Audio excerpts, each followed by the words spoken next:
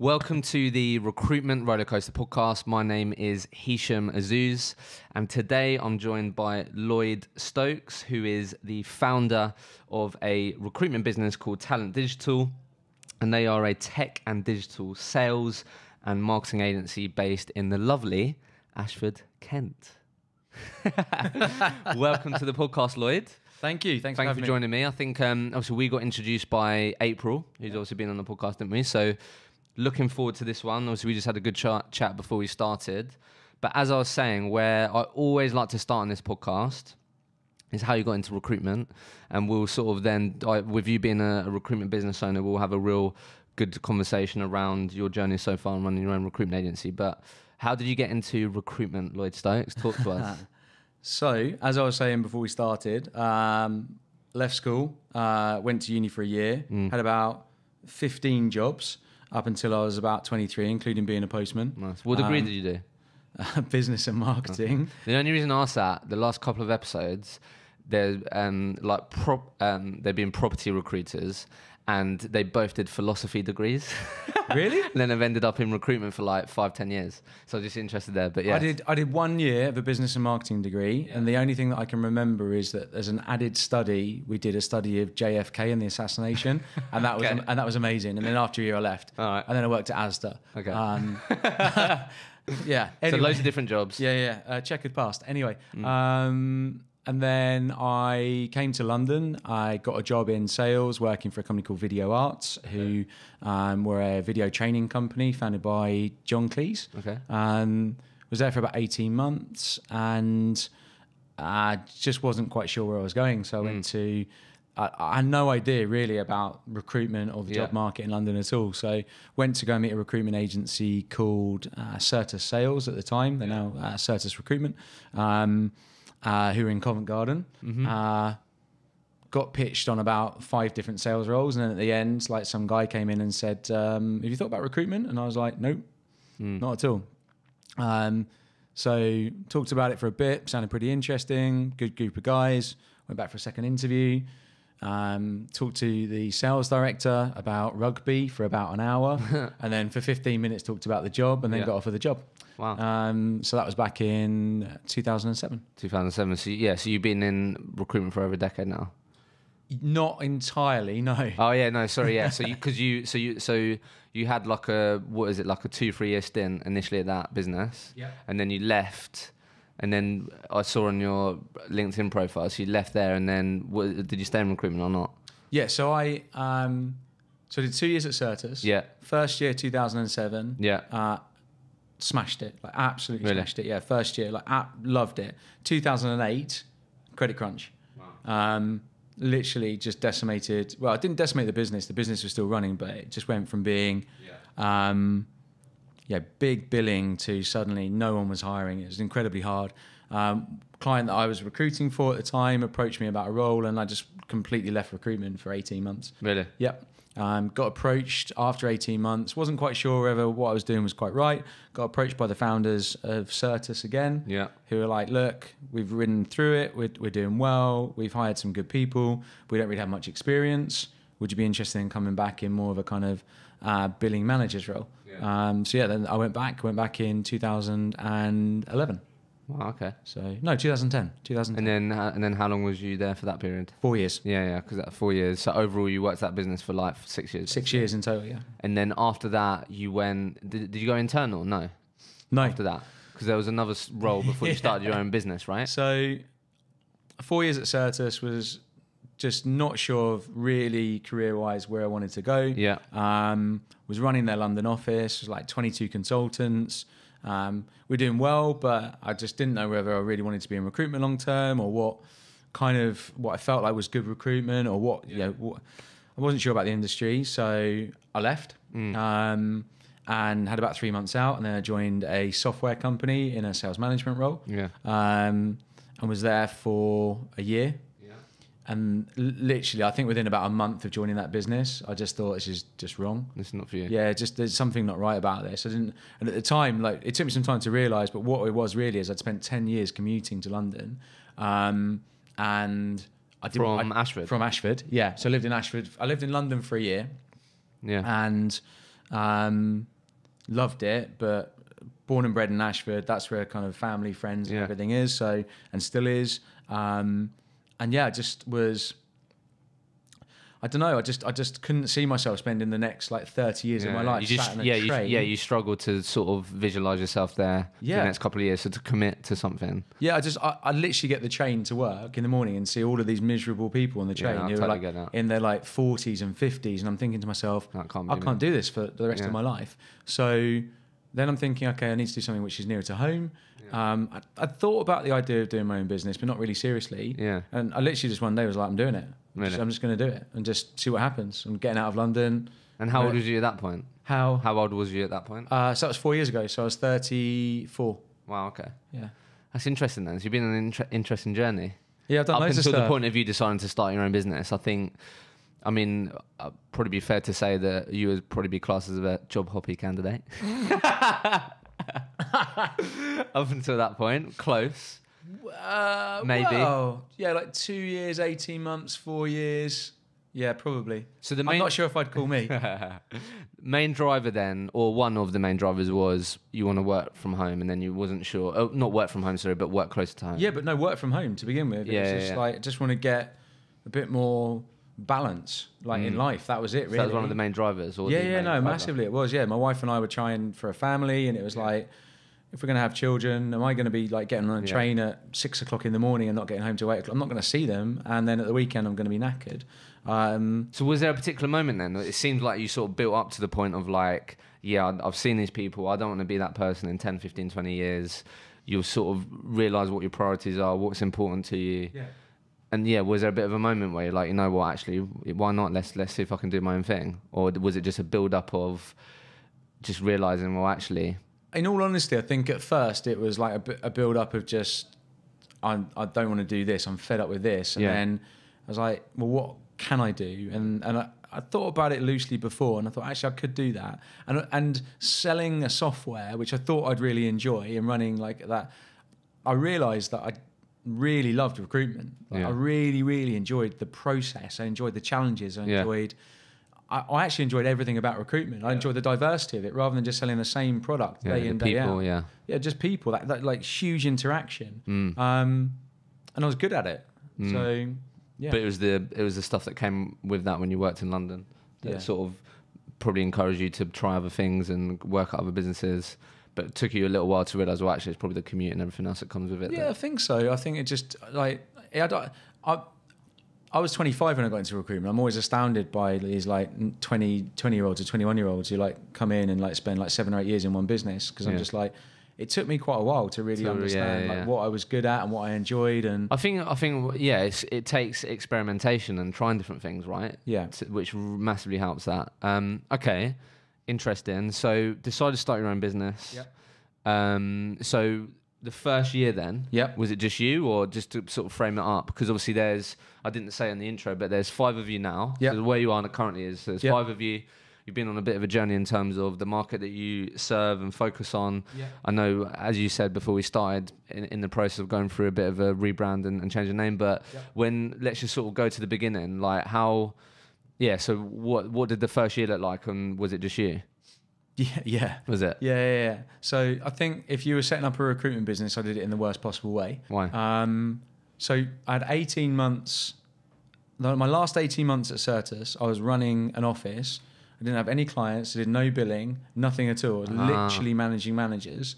So all of my relationships were gone. And then I did a year working in a completely different sector. Wow. So when I set up by myself, it was literally in the study at home with a computer, having not recruited, nothing for 2.5 years, no relationships, no contacts. Where did you start then? I was like, shit, like what am I going to do? Like, when am I going to get? Like, I've written this business plan. And why did you write a business plan? Let's just share that story, because I think I've spoken to a couple of people where it's like, how much of a business plan should I have? Like, I think someone said recently, I can't remember who it is. I'm not sure if I've shared the podcast yet, but they said sort of obviously a plan's important, but like the actual purpose is the key part, really. Like if you've got a plan, that's great, which hopefully you should be able to be flexible with it. But for me, I think Tim said actually.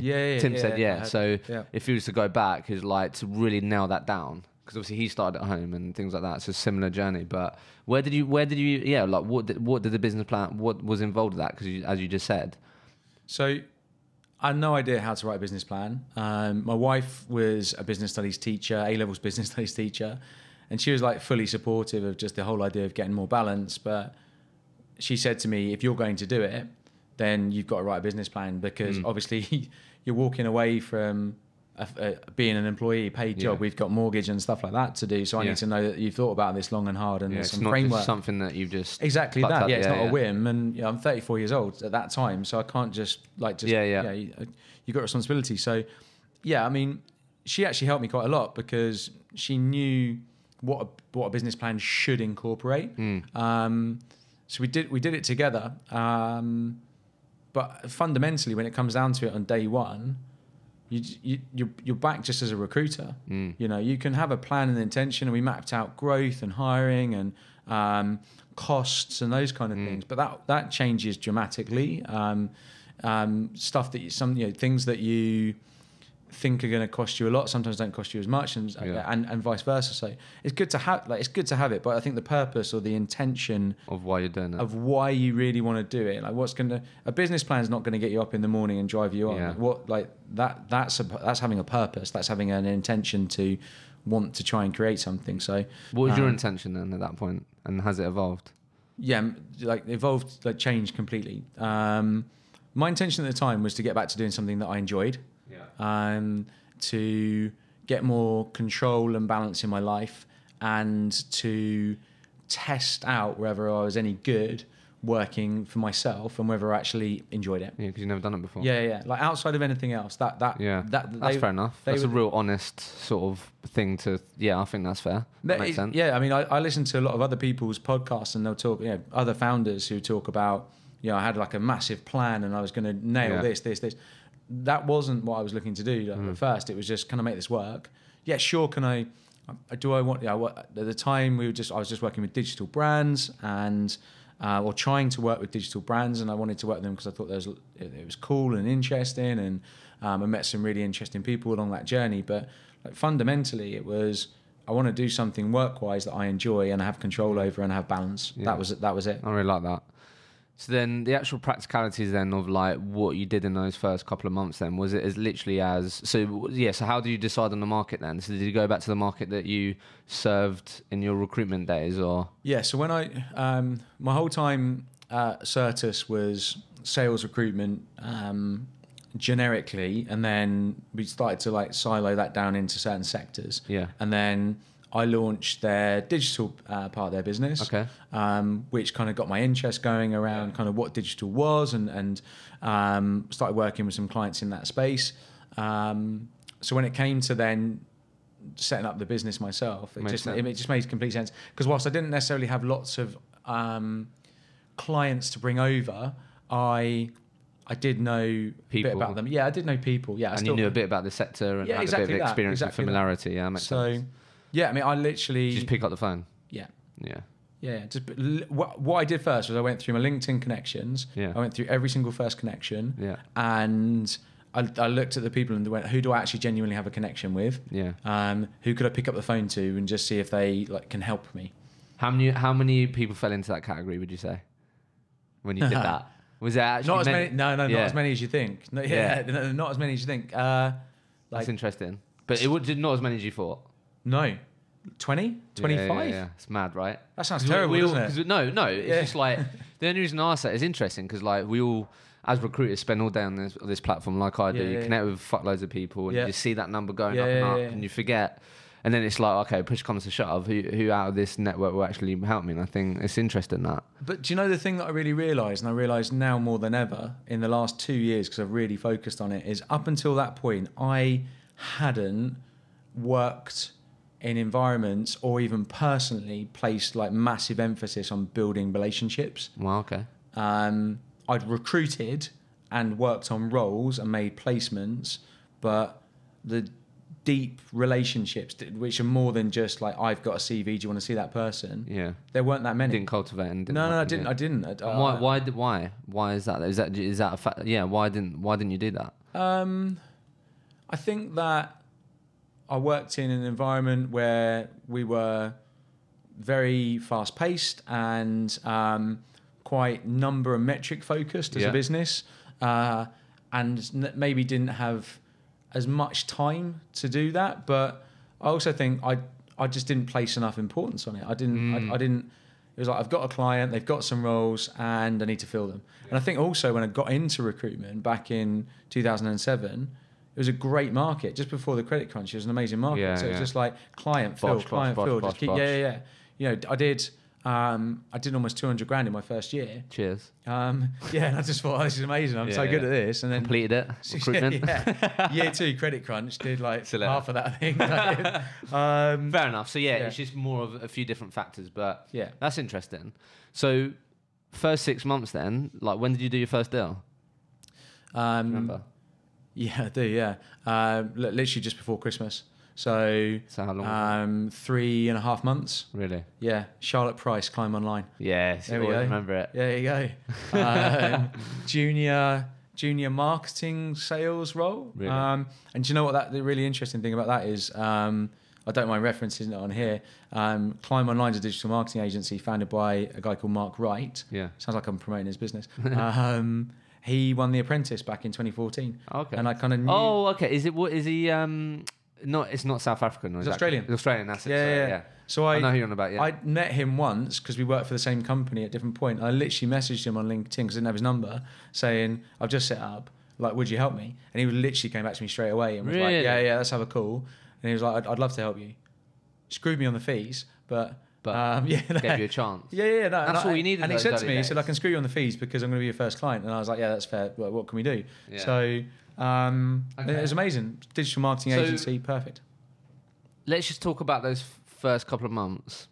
Yeah. Because I can imagine someone listening right now or someone early on in that journey thinking about starting their own recruitment business or going through that at the moment. That's obviously one of the biggest fears, right? Like, am I gonna be able to make placements? Yeah. Like, I've been working for someone for a while. Yeah. Am I gonna be able to make placements? So those first couple of months, like how did you get through those months of essentially blanking and not making any money? Like, did you have in your head that, right, I'm gonna give myself at least 6 months at this before I'm like, you know what, maybe this isn't for me or something? Do you know what I mean? So like, how did you get through those first couple of months then to keep you going?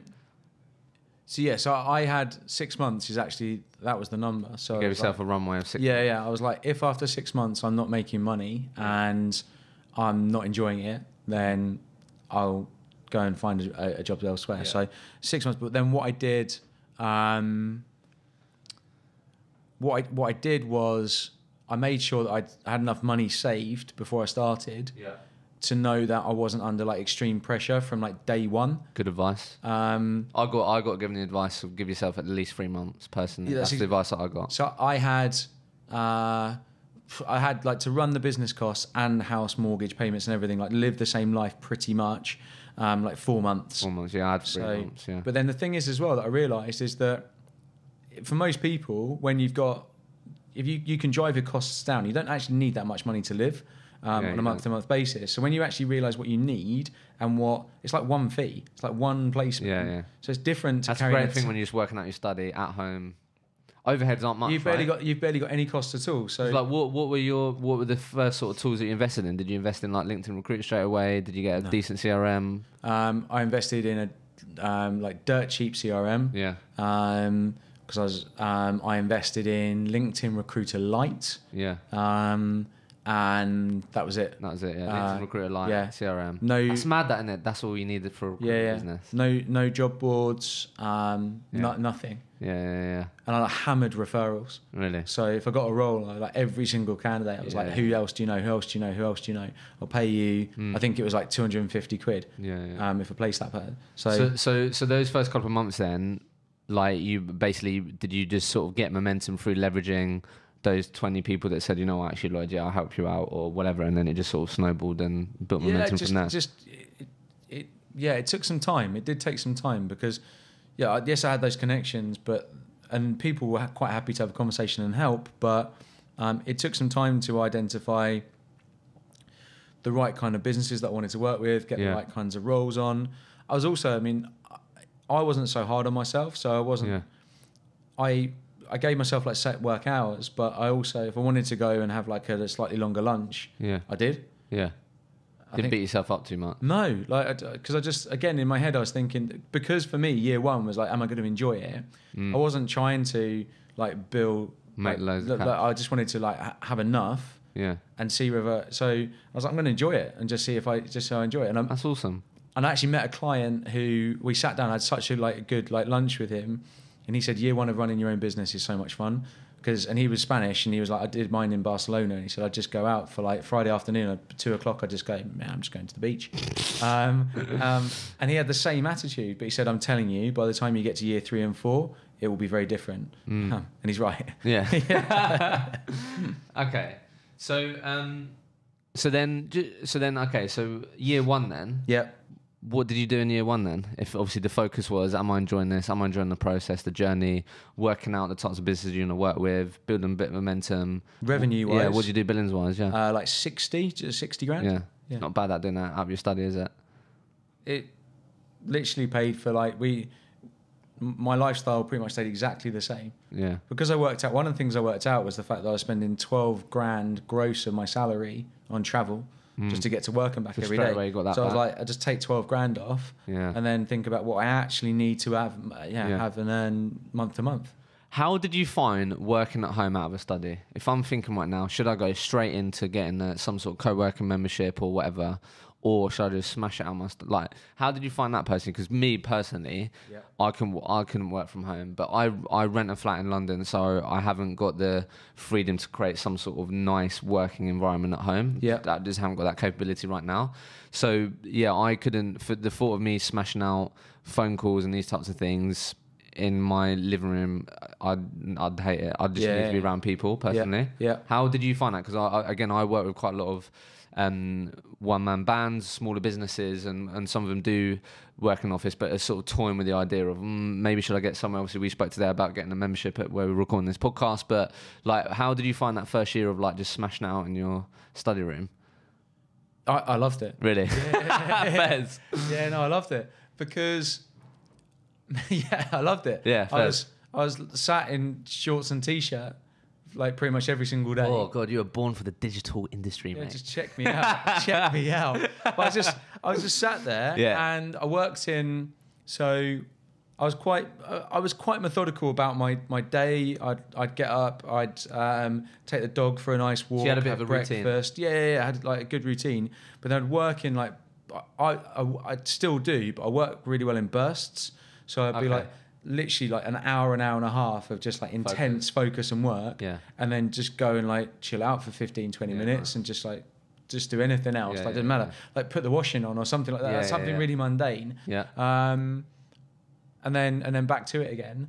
But again, because I wasn't putting super amounts of pressure on myself, I would start at like 8:30 and work till 5:30. Yeah, it's just nice to have that flexibility. And I could get a lot done. Like in that time, I could get a lot done. And it's just you, right? So you haven't got anybody else to manage or train or coach or I wasn't really too bothered about getting a massive brand out there. I was just trying to find some roles and build some relationships. Fair enough. So year 2 then? Yep. What went on in year 2? Like, so did you make your first hire by then, or was you still in the study? Just to sort of set the scene. So year 2, I hired my wife. Wow. Yeah. We didn't talk about that before. Yeah. Really? So, yeah. She works for you? Yeah. She works part-time. So she was, as I said, teaching. Yeah. She, 6 years, amazing teacher, like loved it, but was just working super crazy hours. Yeah. We were trying to have a family, and like the whole thing just wasn't working really. So we were going on holiday to Cornwall, her and I. And I was like, I need someone to find me candidates. I'm starting to I've got too many clients. I can't manage this all by myself. I've got to find someone who's going to. And she was like, well, I could do that. Like kind of jokingly. Like sourcing. Yeah, I could source candidates. I'm like, right. Yeah. Okay. Yeah. Yeah. Like, and we just drove along. It's like a 5-hour drive. So I'm like driving along, and I'm like, oh no, you could actually do that. Yeah, no, you could. So we spent the rest of the journey talking about it. How she's gonna how it would work. Like, would you leave your job? Would you like she's a smart person, like running a team, etc. Like it's just resourcing candidates. That's all I need you to do. She's like, yeah, I'd love it. Like, just love the mundane. Like, It's mad that like, I couldn't think of anything worse, but some people just love that. She's like, I just love it. I don't have any idea what to do. I was like, just got to talk to people. That's all you got to do. I can train you. Just talk to people every day, and we'll work together. So yeah. So when was that conversation? So that conversation was end of year 1. Oh, really? Yeah, literally end of year 1. So by that point, you got a decent amount. You had a decent amount of jobs on, and it really started. I could see. So I was enjoying it. Yeah. And again, I still wasn't like, I desperately want to grow and create a massive brand or anything. I was just like, well, we're growing, we're winning more clients. I need resource to help these clients. So yeah. So that's meant the next logical step. Yeah, and also like that first hire. I was talking to somebody earlier about this today who set up their business with 2 other directors, and it's so much easier if there's 3 of you because you all got different strengths and skills. You can support each other. When it's just you, that first hire is so important. Yeah. Because and ideally to be able to hire somebody that you trust helps with the process. Massively. So you shouldn't be able to trust anyone. There's no one you can trust more than your wife. Yeah. Hopefully. So ever since then, she's supported your business. Yeah. So that's awesome. So like 3 months later, she handed her notice in at work. We moved into an office. So we got an office in Ashford where we are, serviced office, literally like a 2-person office, sat opposite each other. Why'd you do that? I just felt like it was a good thing for us to do because otherwise we'd be working from home, living at home. Yeah. How do you separate it?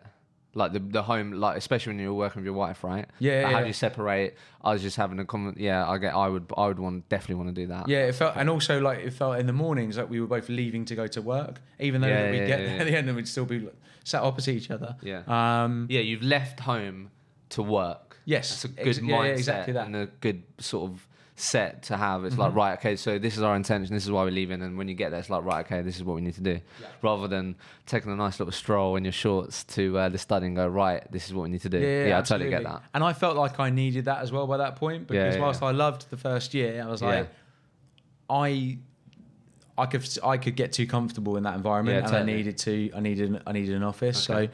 So you've got a shared office. Yeah. What then happened? So I trained her up. Nice. Got her sourcing candidates. Yeah. That was, I mean, she was. It's not difficult, right? So it's not difficult, and she was really good at it. We almost killed each other a couple of times in the first 3 or 4 months. Yeah. Because I've got a certain way of doing things, and obviously I need her to work in a certain way. Yeah. And she's kind of like the boss at home. So so when I'm saying you need to do it this way, she called me an arsehole and a few other things. So can I say that? Yeah, of course, fine. Okay. So you managed through that. We got through that, and then honestly after that, and all of our friends and everyone we know, like nowhere could work. How could you do that? Like, how can you work with? And like after literally like 2 arguments, all good, cracked on and had like a really good second year. Was it just you two then for that whole year? Yeah, just what us did you two. do second year then? We doubled, so we did like more than doubled actually. We did 130. Really? So awesome. Just you two smashing out. Yeah. Just literally in the office again, but we still kept balance. We weren't like flogging ourselves. Yeah, that seems like really important to you. It is. It's. And have you got children now? Yeah, awesome. we got one daughter who's amazing. Almost 2. So. Yeah. So that's all worked out as well. It's been amazing. And has that also helped then? We're talking about balance and personal relationships. I mean, you bringing your wife into the business, her supporting you. Yeah. That must have helped. Like I've had my own experience of this, where I'm in a relationship which she's the person I want to be with long term, and like what I've had to get better at is communicating why I'm doing what I'm doing and sort of what the drivers are and these types of things, as opposed to what I've been sort of quite bad at in the past is just sort of expecting her to understand why I'm doing it, and like I have to stay late sometimes and shit like that. Do you know what I mean? So I guess her being involved and understanding your world, how did that help then? You like, do you know what I mean? There must have been an actual understanding there of like her understanding what you've got to do, the input sometimes that's required. Do you know what I mean? And that must have helped? Yeah, massively, because most people, you don't actually get to see, your partner might do another job and you know that they could be really high-powered or really busy or whatever it is they're doing, but you never actually get to see them doing it day to day. See as much as you can articulate the challenges or the highs, the lows, until you see them and live them and breathe them, then you get it. So Yeah, it makes a big difference. It does make a big difference. And she now works 2 days a week. Just sourcing still. No, she doesn't do it. She does. She could do like easily, but she does finance, ops, accounting. Amazing. The stuff that I'm assuming you don't like the to stuff that I don't want to do. Yeah. That she's really good at. And she has an understanding of your business and the sort of day to day, which obviously must help. Yeah, that's she gets it completely. So that's cool. How do you think you managed to do those? What do you think are some of the biggest contributing factors for you to doing those numbers in year 2? Because it's not bad that, right? Between you and your wife, 130k, not bad. Yeah, you know what I mean, not bad. Those sort of figures you two, however much money you're taking out of the business or whatever, but 130k. Yeah. The life that you're living, the balance, all that, that's great, right? Yeah, yeah, absolutely. What do you think are some of the things that contributed to that? You actually had to spend more time teaching her to help you out, what sourcing is, blah, blah, blah. So could argue that you were spread a bit more thin than you was in year 1, right? So what do you think contributed to that? Yeah, there's quite a few things. One of the interesting things about hiring somebody with good working experience but no recruitment experience and bringing them into your business is, regardless of who they are, was... I learned quite a bit from my wife in terms of stuff that she did or approaches. She was like, "Why do you do that way?" What she questioned. She challenged a lot of the things which at first I hated, but then when I accepted it, I was like, "So would it help to do this? So like maybe we could like structure like I don't know, like the calls that you do, or why are we working with that client? Like so actually having somebody else saying." What are you doing that for? She's got a complete open mind because she's had no... like literally no. Yeah. And that was really interesting. But we worked through that. We were quite picky about the companies that we worked with, and making sure that they really understood what we were. So we were a 2-person business. Yeah. We didn't hide away from the fact that we were husband and wife. Yeah. And if you're looking to work with a big agency that's got like massive bandwidth in terms of, then great, but that's not us. Yeah. So we were really picky about the people that we worked with, and we were really we invested so much time in building candidate relationships. So like the quality over quantity argument, we just like took it to the absolute extreme. So we candidate qualification calls, we would spend so much time. We'd go for drinks with them. Because we were working on such a small pool of opportunity, really. We just wanted to make sure that we nailed every single opportunity. Yeah, absolutely. Out of interest, again, thinking of someone that's early on, smaller business, I think I've been this from my own experience, sort of saying no when it's your own business is a sort of interesting experience. I found personally saying no to a client because you know it's not right, or being picky, as you said. Yeah. What became the sort of non-negotiables for you on this is a client we want to work with, out of interest? Like what did the client have to say, or what were the things you were looking out for you to go, what we're gonna obviously put resource to this job and this company, which makes me feel like there's a good chance we're gonna make some money out of it?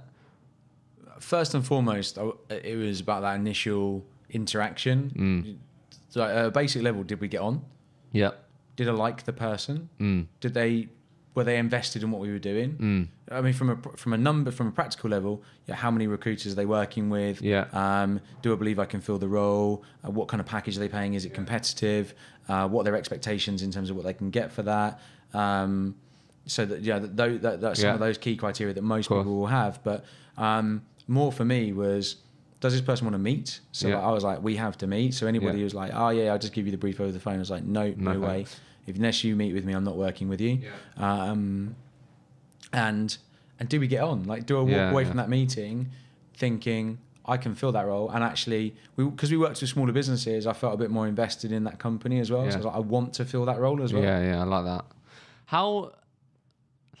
I'm sure you've heard this before. I've definitely heard it before. Like some people are quite sort of aren't willing to sort of really showcase how small they are at the early stages. You know what I mean? Yeah. I think that's interesting, that, because I think there's a lot of power in sort of really owning what you are and saying, look, this is who we are. Yeah. This is what you're getting. If that's you and that's sort of aligned with what you're about, then great. Let's start working together. If it's not, that's cool. Yeah. Like, how was that quite empowering? Or like, do you know, how did you actually find that sort of resonate with? Because a lot of people may make the assumption, I don't want to let them know that it's just me smashing it out in my study. Yep. Or it's me and my wife. Yep. Some people may be very reluctant to say, yeah. Do you know what I mean? Because a lot of people sort of want to talk about where they're going to be rather than where they are now. Yep. It's interesting that. I personally would be like, I'd personally have just been, I'd rather be honest personally and just say, look, this is where we're at. And I think particularly when you, if you're a smaller business, you start working with smaller businesses, that's actually a competitive advantage that, look, I'm going through the similar things that you're going through. I understand some of the nuances of your world. We're a small business. We're growing. Do you know what I mean? I feel like that could actually become a bit of an advantage. But how did you actually find being transparent, and how did that resonate with the market? Yeah, I mean, at first I felt a bit uncomfortable about it actually. But then a big driver for me and still is about transparency.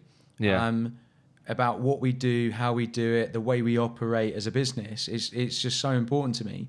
So quite quickly I kind of just I guess had a word with myself and just said, no, like literally, like go into these companies and if someone says like, who else is in your business? My wife. Yeah. We went to client meetings together, and in the back of my head, I was thinking, "This is so weird." Yeah. We placed a couple of the first placement we did together. We went out for drinks with that candidate after, and the guy that we placed, we're still in contact with now. And he was like, honestly, he said, I completely bought into you guys as a candidate because you really invested, and I loved the fact. So then I was like, well, we're not going to hide away from this. So there's no point in doing that. Don't. And since then, we never have done. So it may feel a bit uncomfortable at the start, but own it. I think that's great. Yeah, it depends on what environment you've come from as well. Because I came from an environment where it was quite, to a certain extent, quite old school in approach, in that we were suited and booted, like clean shaven, black shoes, shirt, tie, kind of meet all your candidates face to face, go through like a very structured process, which worked at the time. But when I set up, I was like, I don't need to do that. I don't need to be like that. I've got enough experience. I back myself. Yeah. I don't.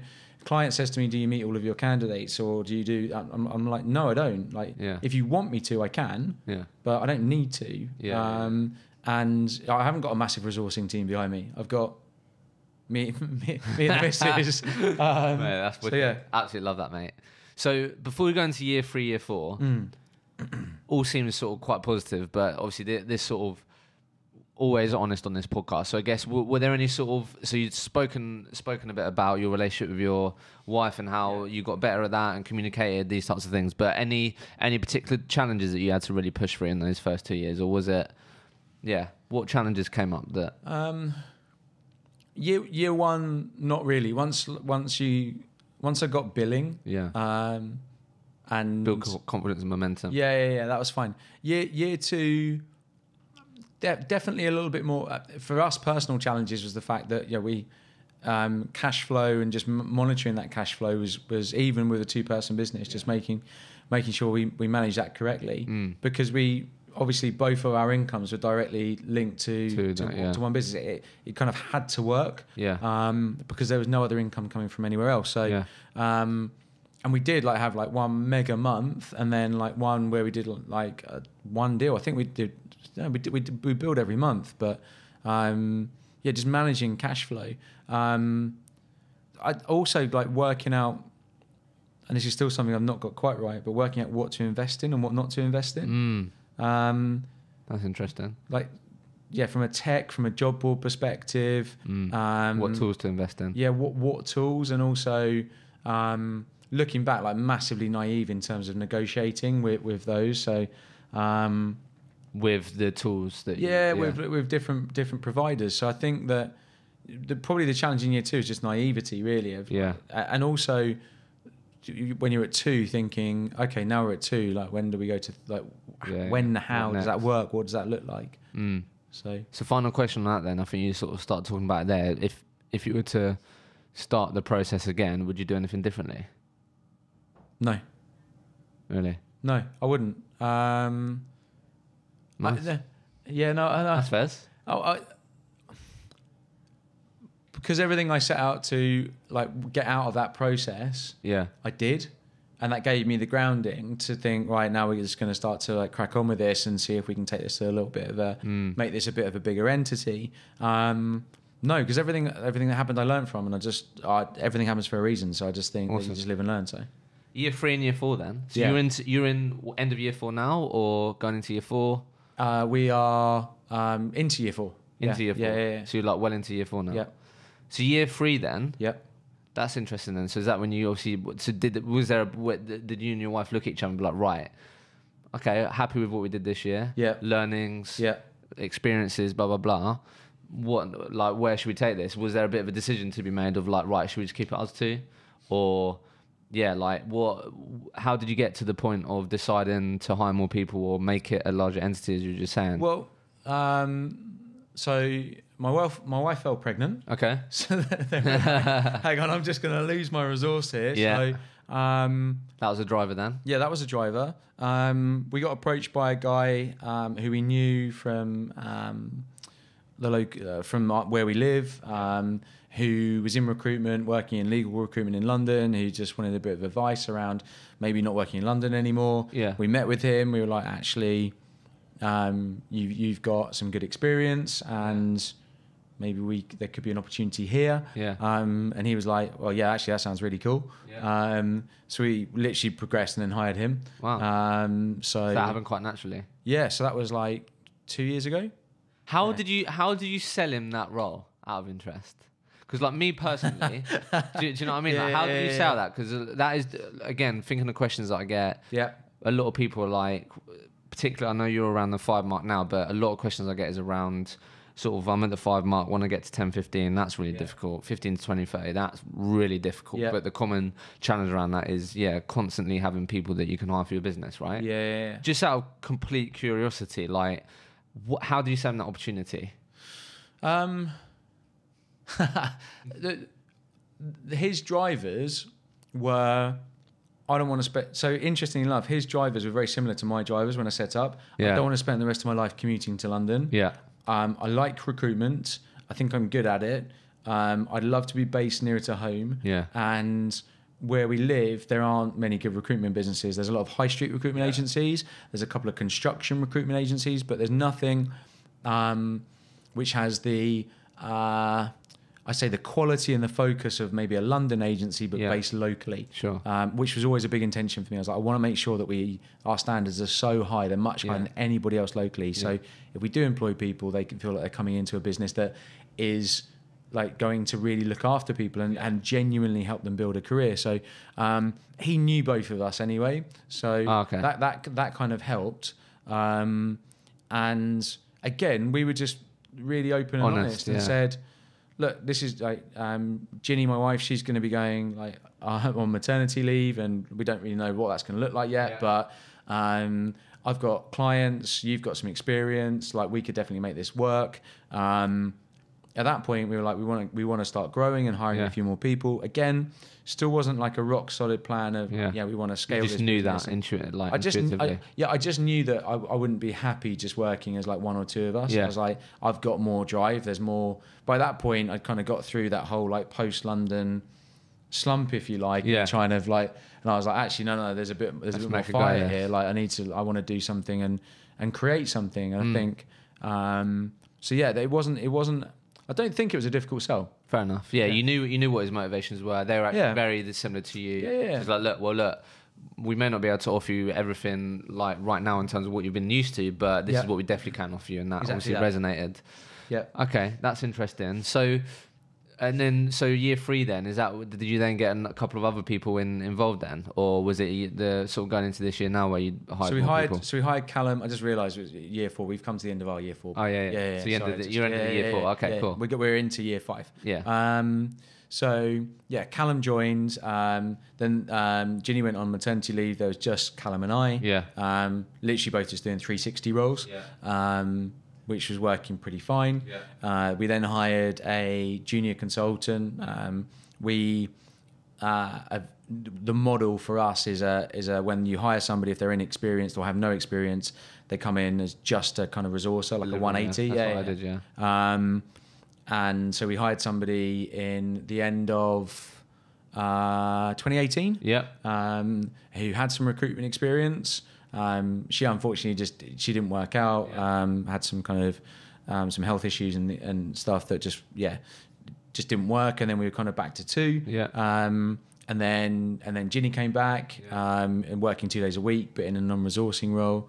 And then last year we hired 2 more junior consultants. Nice. And they still there? We hired 2 in the summer. One of the 2 is still there. And then we hired another guy just before Christmas. Nice. So awesome. Yeah. And then talk and share a bit about, because obviously just from the context that I had before, maybe, what's been the evolution of the sort of focus then and the sort of niche aspect? Because obviously you started in digital, right? Which is, as you've already shared with us, where you did cultivate and build some sort of relationships with some people. But and then obviously you started in digital again. Second year, you're still doing digital. Yep. And then how has that evolved? So the last 2 years, we started working with, through primarily my network and contacts, we started working with some smaller SaaS tech companies, and helping them hire and grow from scratch their sales team and their marketing team. And so over the course of 2018, just started to work with a few more companies in that space. It was really interesting, like some really cool companies, different ideas. They really loved the fact that we were a small company because we would invest a lot of time in them and give them probably a lot more than maybe a bigger agency would in terms of service and time spent, even helping them to write things like the job specs, etc.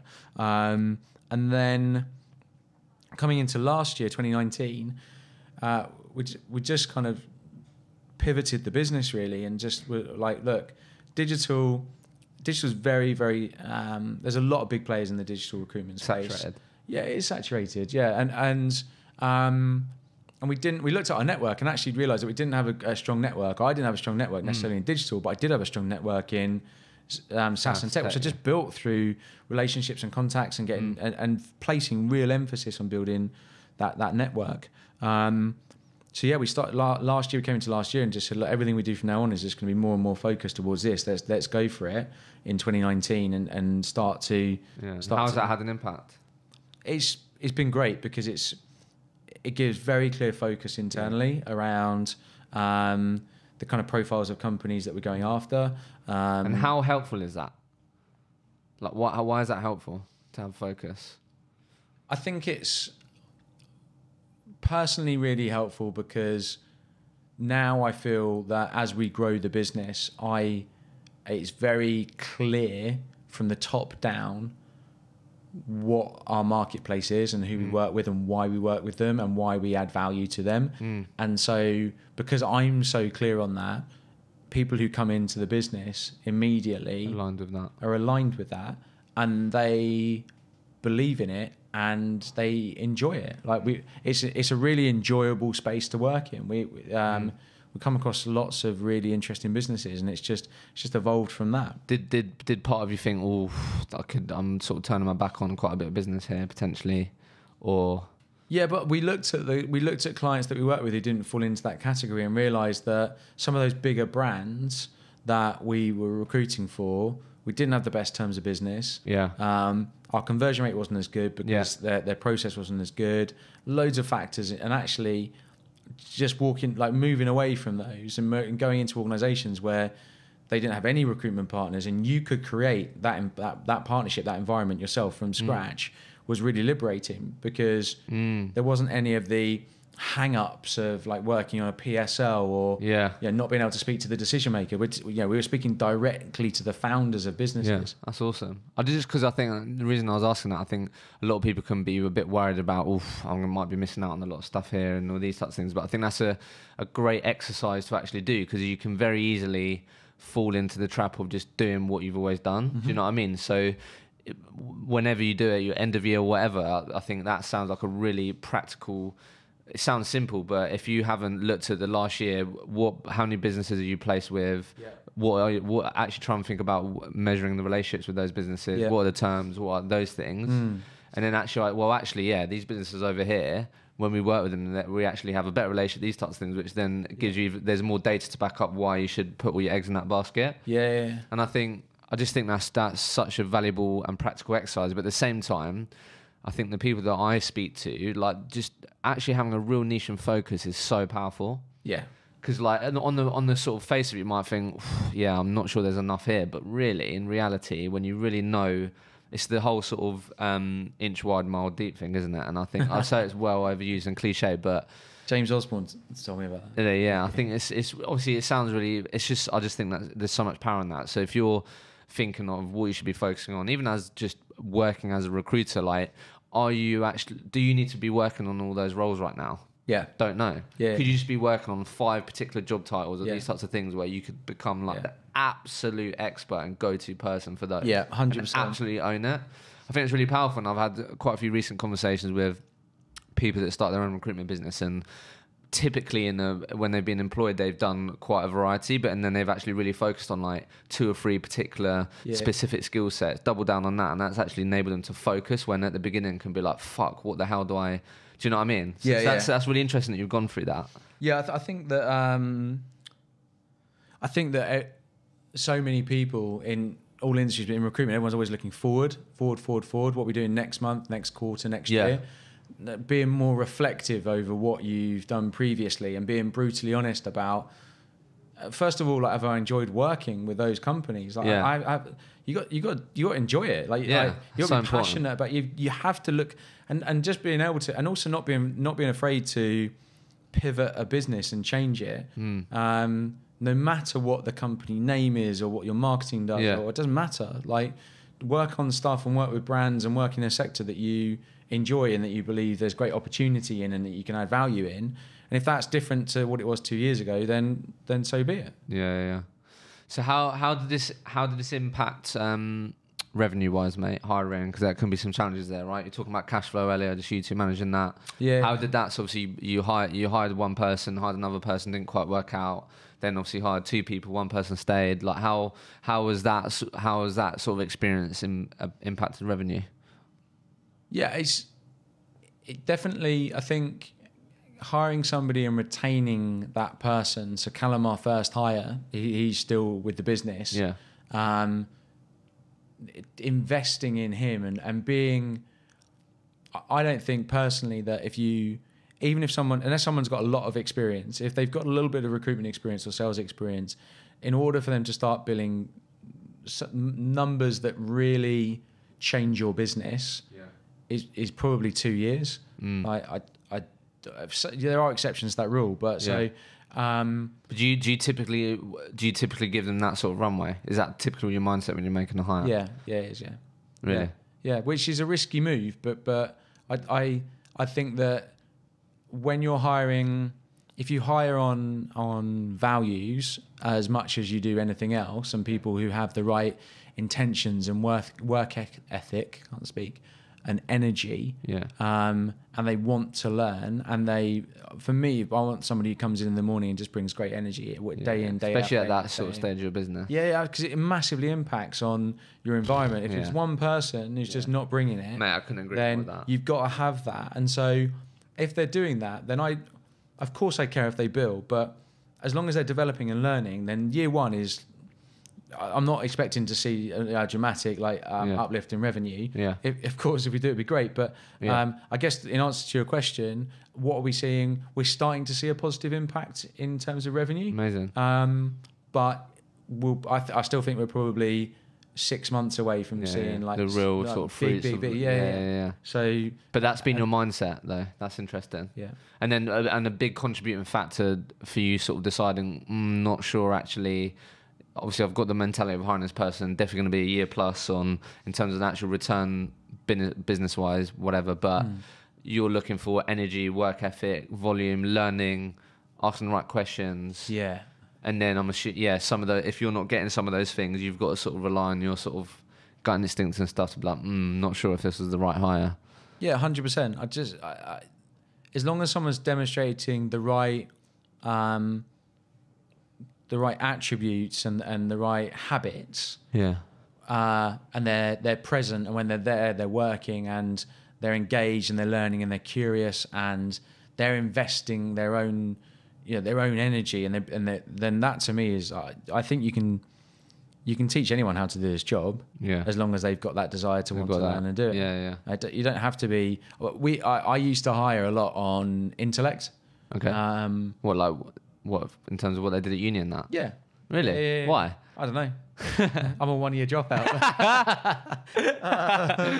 I don't know. I was. Did you have some good experiences with people that had I that did have sort of some background? Good, I had some good experiences as Certas of hiring smart people. And there's no doubt if you can find someone who's a smart person who's also got all of those other attributes, then Happy days. they're probably going to be pretty good. But equally, there's a lot of really good people who don't have that and have like all the other stuff, and actually they go on to be really successful.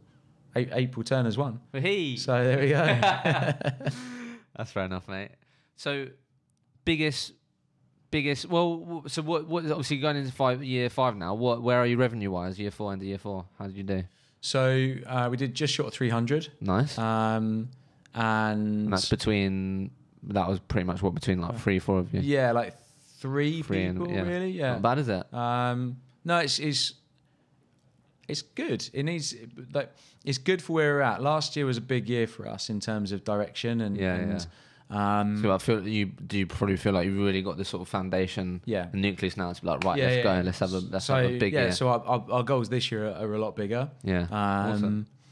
Yeah, we got big growth goals. We want to hire 3 more people, consultants. We also want to hire a marketing person as well. Really? In Q4. So and then what are you aiming for? Like, want to break the 1 million mark this year? Yeah.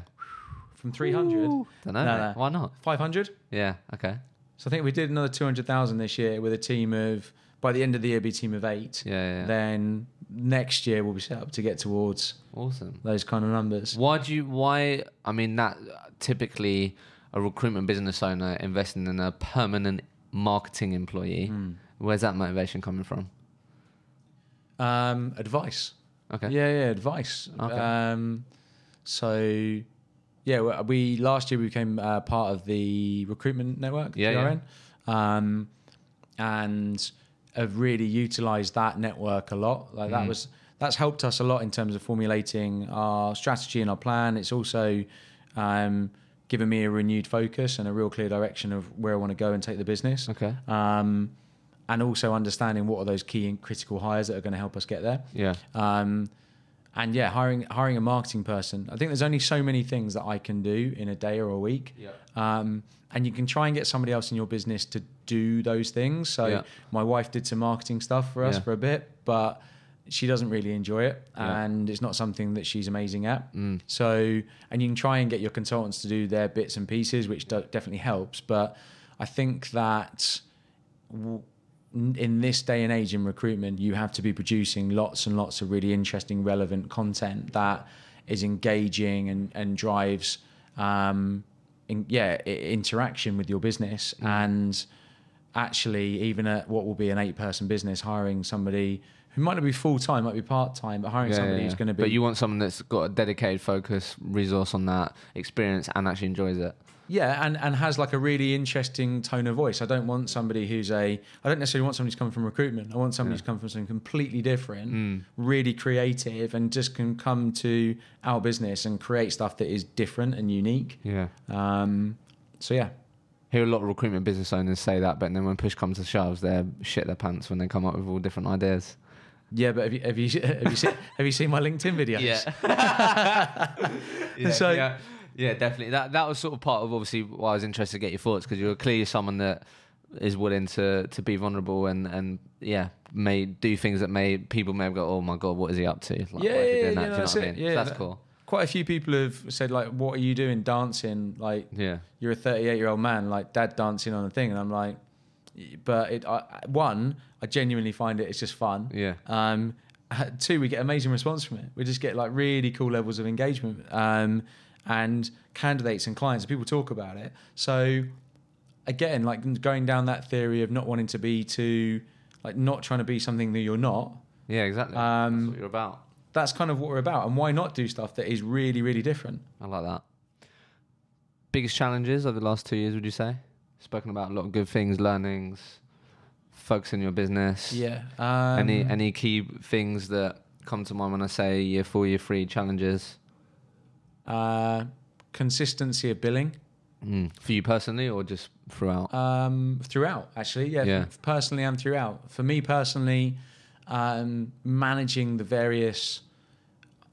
Once you start to have like 2 other people you got to manage, and do your own billing and do the other things that just seem to take up time running your own business, you get spread thin. So being able to get back to doing what primarily you enjoy doing is challenging, and prioritizing that is sometimes hard.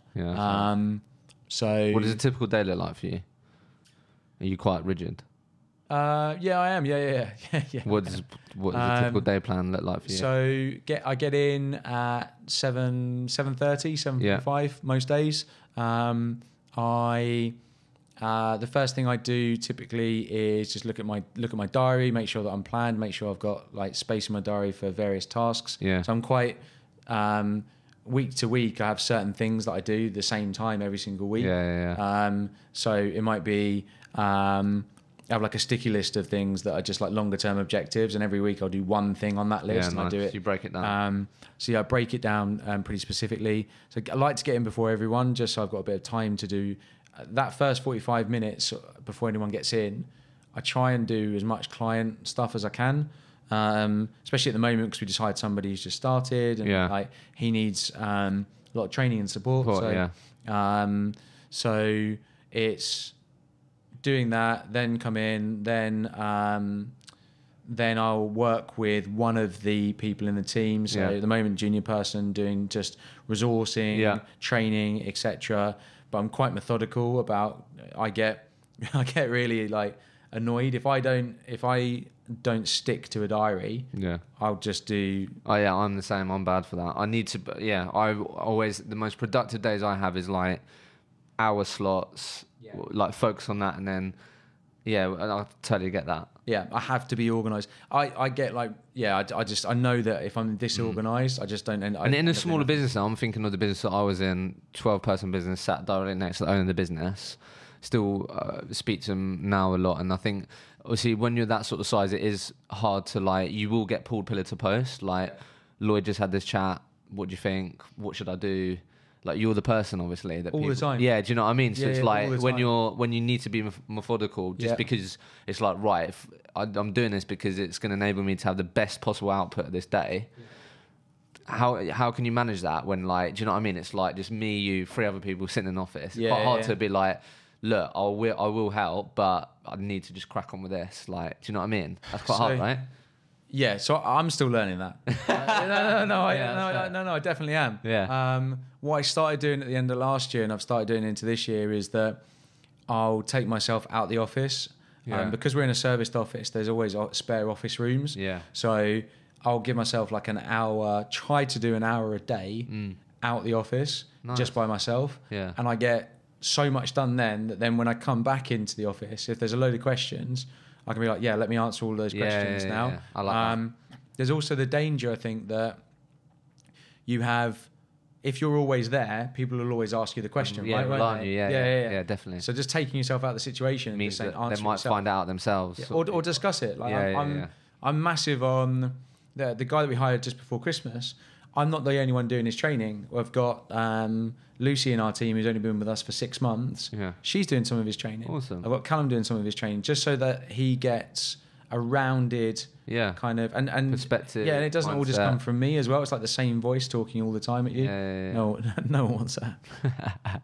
No, it's just interesting to hear about that. So what I'd love to just ask you is, so I've got, may or may not have seen it, have a event coming up, live podcast event, and it's all about cultivating resilience and going the distance in recruitment.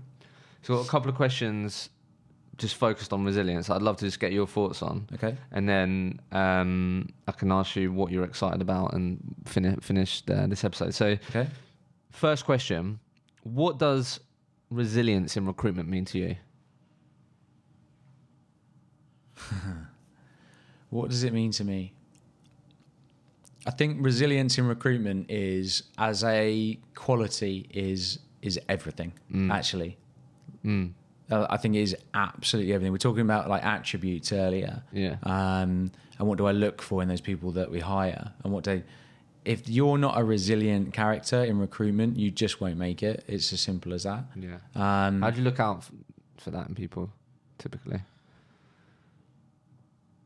I think you have to, when interviewing, you have to understand what hardships have they gone through? Like how have they had like tough times in their life, and dig down into those. If I think about some people that I've hired in the past who haven't worked out, they were quite fortunate to live quite charmed lives where nothing had ever really gone wrong. Sure. And that everything had been kind of like quite plain sailing. And so they never had to deal with rejection or like massive stuff just going wrong. Yeah. So, but if I look at those people, I think that in those first few months you can tell, because stuff happens, right? Like in recruitment, it happens every single day.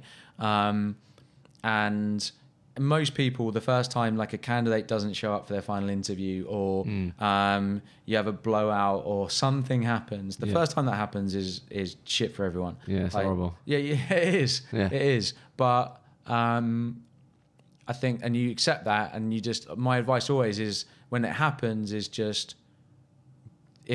go home. Like even if it's early, just go home, because you're clearly like you've had enough of today. Yeah. Go home, get annoyed about it, but when you come back in tomorrow, do not show an ounce of new day. A new day. And if you can do that, then that just bare bones resilience. That's what it's about. It's about picking yourself up from. You learn most about people when they fail. Do they pick themselves up, dust themselves off, and just go again? Yeah. Or do they dwell on it? And if they dwell on it and they're the type of character that dwells on it, then the recruitment is not for you. I like that. Next question. Yeah. How has the importance or need for resilience changed as the industry has evolved?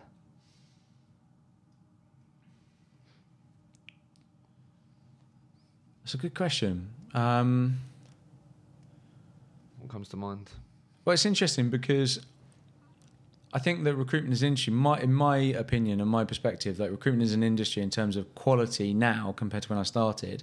I genuinely believe that the quality and the attention and the determination of recruitment founders to provide a quality service is much better than it was when I started. Yeah. So the reason that's important for resilience is the fact that when I started, we had there was a lot more rejection that happened, because I think that maybe the quality over quantity debate wasn't quite right. Within our business, there's not as much that goes wrong.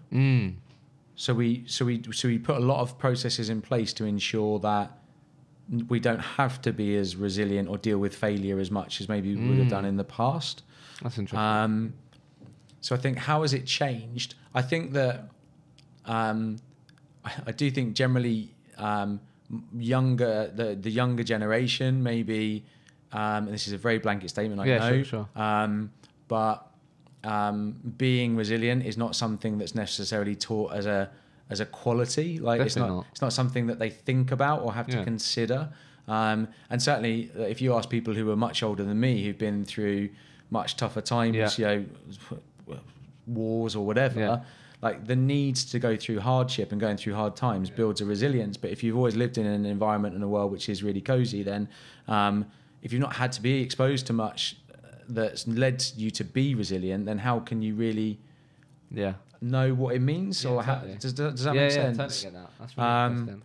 So I think sometimes it's really hard actually to meet young people, and we do hire young people, and say to them, like, what's gone wrong in your life? Because like the chances are that not much really. Like, I'm 19, 20. But it's also the thought of having something going wrong is like petrifying. Do you know what I mean? In today's world, where because everything, the sort of perception is everything needs to be rosy and perfect, or everyone needs to see it as your life is perfect and going great. Do you know what I mean? Yeah. There's definitely like less of a.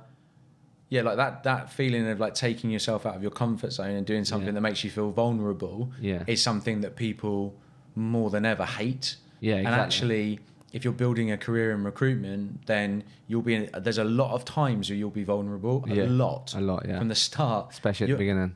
Well, you're going to interview loads of people and you're going to try and sound like an expert, and you're not. And you're going to speak to people who are experts. You're going to meet with clients. And if you think about every kind of step of the recruitment journey, you're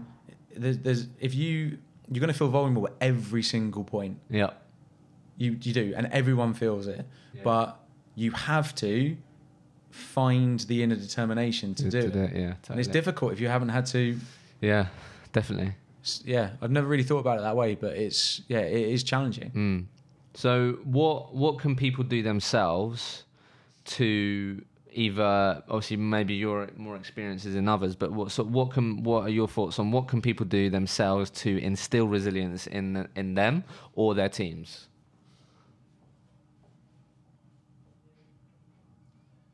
I think you've got to push people to do stuff that, what we just said, you've got to push people to do stuff that makes them feel vulnerable and puts it out there, knowing that it won't always go to plan. Yeah. And so that actually make that crystal clear.